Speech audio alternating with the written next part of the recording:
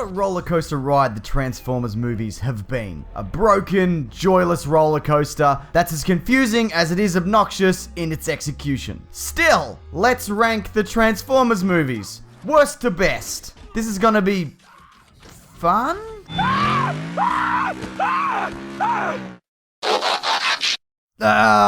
This isn't gonna be fun at all. Look, regardless of whether or not you think Revenge of the Fallen is a good movie or a terrible movie, Revenge of the Fallen is a terrible movie. Notice I didn't say terrible Transformers movie, even though it is that, but a terrible movie in general. Put that down to the writer's strike being in full flight at the time, Michael Bay's solidified, unfounded confidence in himself after the success of the first, the inclusion of at least 2 jokes about testicles. I am directly below the enemy scrotum. This would be a perfect moment, except you landed on my testicles. Or the final action sequence that went for what? Days?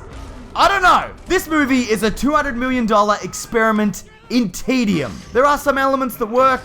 The fight in the forest is pretty good, I guess. And that bit where Shia LaBeouf exploded, that was okay. But then they ruined it about a minute later when he came back from Autobot heaven, or whatever that bit was. Speaking of death and this movie, one of the only characters worth anything in all of these live action films, Optimus Prime, dies about a third of the way in, leaving us with a charisma vacuum that's filled by this Autobot that doesn't talk, whoever this guy's supposed to be, and the Racism Brothers. What are we gonna do with this shrimp taco? Just bump a cap in his ass, throw him in the truck, and then nobody gonna know nothing, not me. This movie has 2 factors at odds throughout it, both of which would not work on their own regardless. You've got some of the most expensive and unengaging action sequences of all time, undercut by Michael Bay's understanding of what comedy is. Name's Willie. Yeah.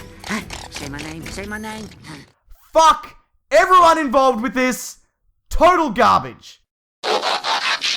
Well, this one isn't very good either. I hate it for all the reasons I hate the second one, but if you had my entire family at gunpoint, I guess I'd be forced to admit it's a fraction better, but only in the same way that being hit in the head with a brick is a fraction better than being hit in the head with a slightly bigger brick. Again, the final action sequence goes for many days, but this time with a larger focus on Tad Hamilton, Too Fast, Too Furious, and Shia LaBeouf and Patrick Dempsey slapping at each other. The weird thing is though, there's actually some terrific cast members involved. Frances McDormand, Alan Tudyk, Andy Daly, Ken Jeong, John Malkovich, all of which have proven themselves as reliable comedic actors, and yet because Michael Bay doesn't understand what a joke is, they are completely wasted. Also, I don't know about you, but at the point where I saw this movie, I'd seen enough Transformers spinning around in a circle fighting to last a lifetime. But credit where credit's due, this one feels shorter than the last, even though it's actually 4 minutes longer, plus there's a sweet CGI JFK. No, sorry, that looks the worst. Why would you include this? You know what? I can't explain this directorial choice. Just... What? Why? Okay, the first live-action Transformers movie is by far the best of the 3. It's good enough at least that I'm able to list some things that are definitely acceptable about a Transformers movie. The teaser trailer, that bit where the helicopter guy attacks the army base, the bit where the guy smashes through the bus, the fact that no one was heavily brain damaged like what happened on the set of the third one.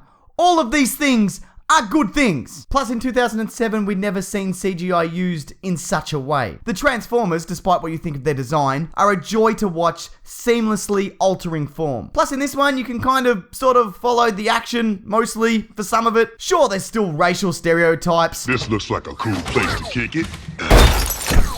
Weird misplaced sexual advances. He's a criminal. Criminals are hot. This bit, and inexplicable plot forwarding devices like hiding the thing the Decepticons want the most in the middle of a populated area. Wait, we're gonna sneak that cube out of here and we're gonna hide it somewhere in the city. Good, right. But hey, it could have been much worse, as we were all soon reminded of.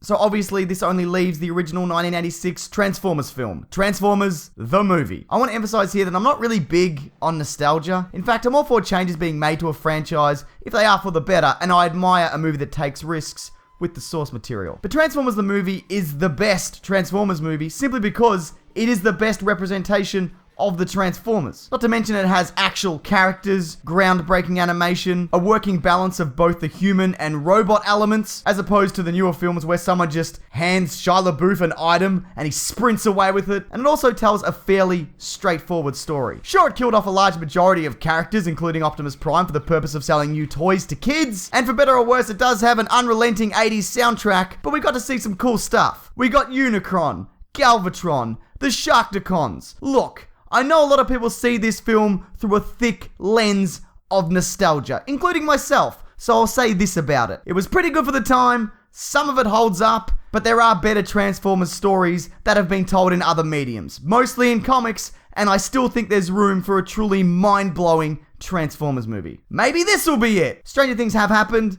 I guess. I can't think of any off the top of my head, but in the history of human civilization, I'm sure there's some examples of that thing that I just said now. So there we go. Now, if you'd like to hear anything more about the Transformers films, then feel free to check out my podcast, The Weekly Planet. It's out every Monday, and this week's episode covers the best and worst Transformers movies, but in a bit more depth, and with added trivia and a bit of a look at the comics, and the series, and the toys, and all other kinds of stuff. You can find that linked below, or at the terrific comicbookmovie.com. But how do you rank the Transformers movies? And if you're watching this after you've seen Age of Extinction, on your list, where does that film fit into? You can leave your thoughts below or via my Twitter and Facebook pages, both ending in Mr. Sunday Movies, if you have anything you'd like to say about that. Thanks everyone. Enjoy your week.